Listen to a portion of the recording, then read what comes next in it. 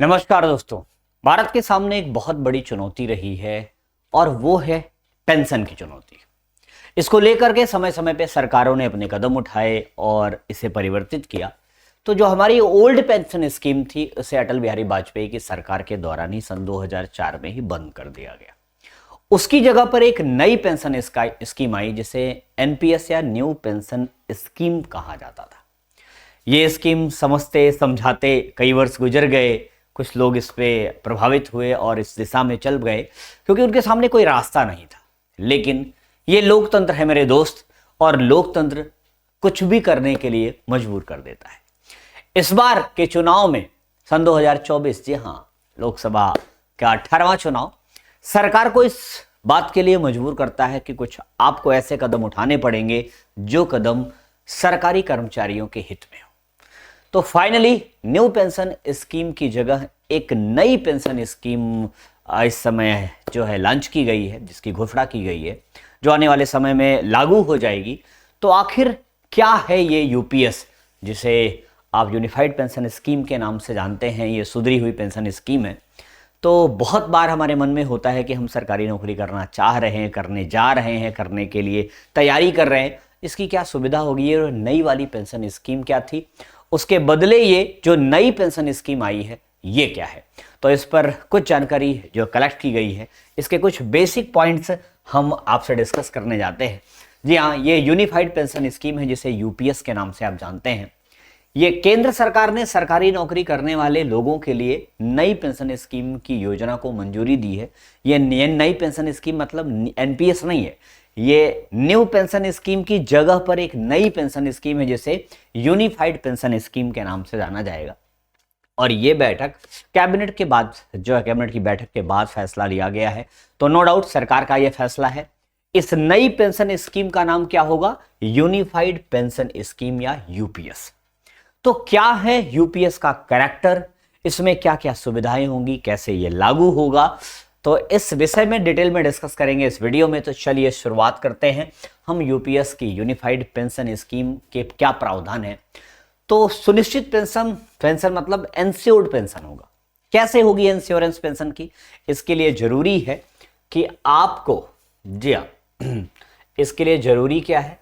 इसके लिए जरूरी यह है दोस्त कि 25 साल नौकरी करने के बाद सर्विस के आखिरी 12 महीने, मतलब मिनिमम 25 ईयर अगर आपने जॉब कर ली है, तो जो 25वां साल होगा उस 25वें साल के आखिरी 12 महीने, जी हां, आखिरी 12 महीने की जो बेसिक सैलरी होगी, ठीक, उसका 50% हिस्सा, जैसे 25 साल नौकरी करने के बाद आपकी बेसिक सैलरी 1 लाख हुई। बेसिक सैलरी अगर आपकी 1 लाख, ढाई, सैकड़ा, हजार, 10,000, लाख है, तो इसका आधा मतलब 50,000 आपको पेंशन के तौर पर मिलेगा।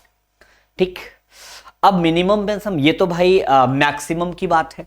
मान लीजिए आपकी सैलरी बेसिक 2 लाख हो गई, 25 साल बाद तक पता नहीं कहां सरकारें रुकेंगी, तो 1 लाख आपकी पेंशन हो जाएगी। तो ये डिपेंड करेगा कि आपकी जो है बेसिक सैलरी कितनी है 25 साल बाद, और 25 साल के जो आखिरी 12 महीने की बेसिक होगी उस आधार पर यह पेंशन तैयार की जाएगी। दूसरी बात, ये तो ये एंश्योर्ड पेंशन है। उसके बाद दूसरी जो लाइन है, दूसरा जो तथ्य है, मिनिमम पेंशन, कम से कम कितनी पेंशन मिलेगी और कब मिलेगी, यह भी एक बड़ा महत्वपूर्ण पहलू है। इस पर भी डिस्कशन हमें कर लेना चाहिए। तो कम से कम 10 साल नौकरी करने के बाद, मिनिमम कितने ईयर? 10 साल नौकरी करने के बाद अगर कोई नौकरी छोड़ देता है तो उसे हर महीने 10,000 रुपए मिनिमम पेंशन मिलेगी। मतलब मिनिमम पेंशन की क्या स्थिति है? कम से कम 10,000, और मिनिमम जॉब कितनी होनी चाहिए? 10 साल। ठीक, तो 25 साल अगर आपने जॉब करी तो आखिरी के 12 महीने पे जो आपका बेसिक होगा उसका आधा, और अगर आपने 10 साल ही नौकरी करी है तो आखिरी में आपको, मतलब ये मिनिमम है कि 10,000 रुपए महीने आपको दिए ही जाएंगे। ठीक, तीसरा जो इसका महत्वपूर्ण बिंदु है कि सुनिश्चित family pension, ensured family pension, ये क्या होगा?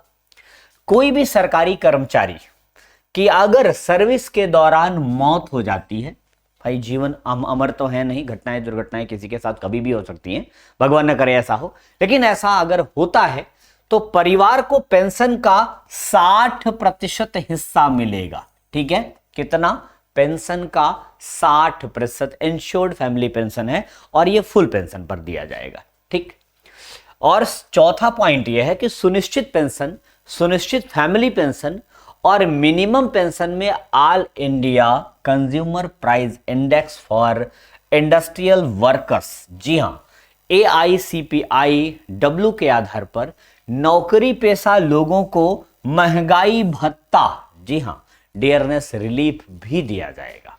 ठीक, तो ये इसकी चौथी खासियत है।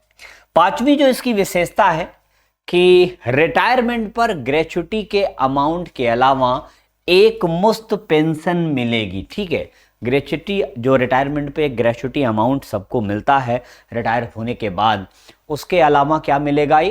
एक मुश्त जो है पेंशन भी आपको दी जाएगी। ठीक, तो ये 5 महत्वपूर्ण तथ्य हो गए आपके पेंशन से जुड़े हुए।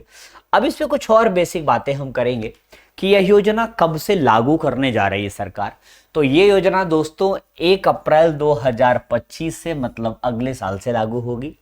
और इसके तहत अगर किसी कर्मचारी ने 25 साल नौकरी की है तो रिटायरमेंट के पहले नौकरी के आखिरी महीने 12 महीने के 50% अमाउंट पाएगा। 10 साल बाद नौकरी छोड़ देता है तो 10,000 रुपए पाएगा। और इससे लगभग 23 लाख कर्मचारियों को बेनिफिट मिलने वाला है। ये स्कीम जो 23 लाख लोगों को लाभान्वित करने जा रही है 1 अप्रैल 2025 से लागू कर दी जाएगी।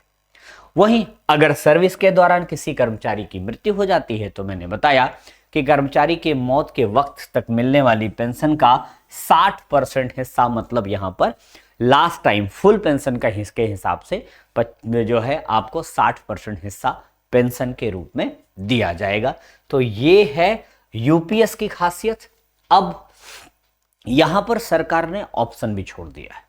जैसे टैक्सेशन में ऑप्शन होता है कि आप न्यू टैक्स स्लैब में आएंगे, ओल्ड टैक्स स्लैब में आएंगे, तो यहां भी सरकार ने ऑप्शन छोड़ा कि अगर सरकारी कर्मचारी के पास नेशनल पेंशन स्कीम मतलब एनपीएस है और नई यूनिफाइड पेंशन स्कीम में किसी एक को चुनना चाहता है तो उसके पास ऑप्शन होगा कि या तो वो इसके पहले चल रही पेंशन स्कीम में बना रहे या फिर इस नई पेंशन स्कीम में आ जाए।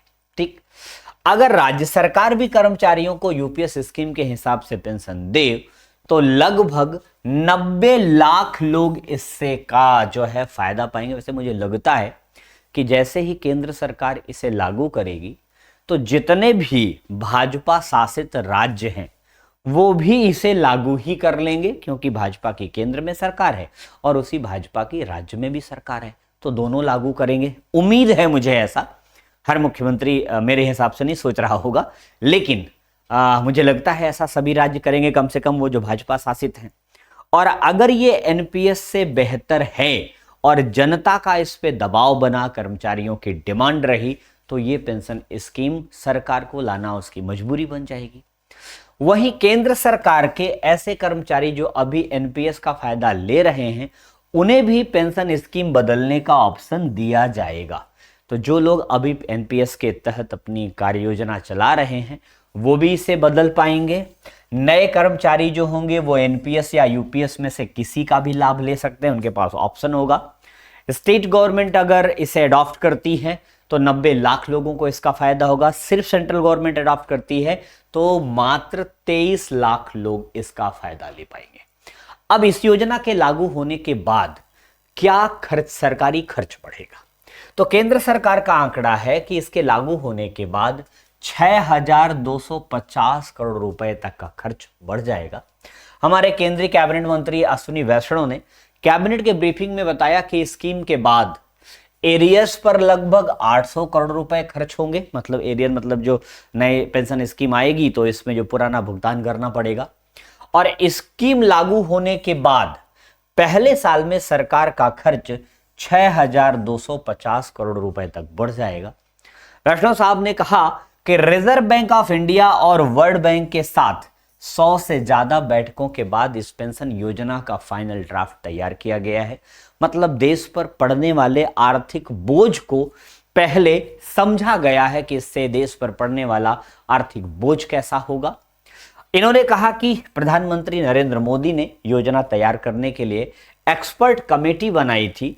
तो यूपीएस एक्सपर्ट कमेटी, जी हां, यूपीएस यूनिफाइड पेंशन स्कीम के लिए जो एक्सपर्ट कमेटी बनाई गई थी, उस कमेटी के अध्यक्ष फाइनेंस सेक्रेटरी टीवी शोभनाथ थे। आपके लिए एक जीएस का सवाल भी है कि इस एक्सपर्ट कमेटी के चेयरपर्सन कौन थे। इस एक्सपर्ट कमेटी के चेयरपर्सन थे मिस्टर टीवी शोभनाथ। ओके, तो ये है नई पेंशन स्कीम, जिसे यूनिफाइड पेंशन स्कीम के नाम से जाना जाएगा, जो आने वाले साल सन 2025 नए वित्तीय वर्ष मतलब 1 अप्रैल से लागू होगी। तो दोस्तों, इसके विषय में जैसे जैसे और क्लियरिटी आती जाएगी, वैसे वैसे मैं आपको वीडियो के माध्यम से बताता जाऊंगा कि आखिर क्या है यूपीएस और क्या इसमें हो रहा है परिवर्तन। ओके, तो आज के लिए बस इतना ही। मिलते हैं अपने अगले वीडियो में, तब तक के लिए बाय, टेक केयर, जय हिंद, जय भारत।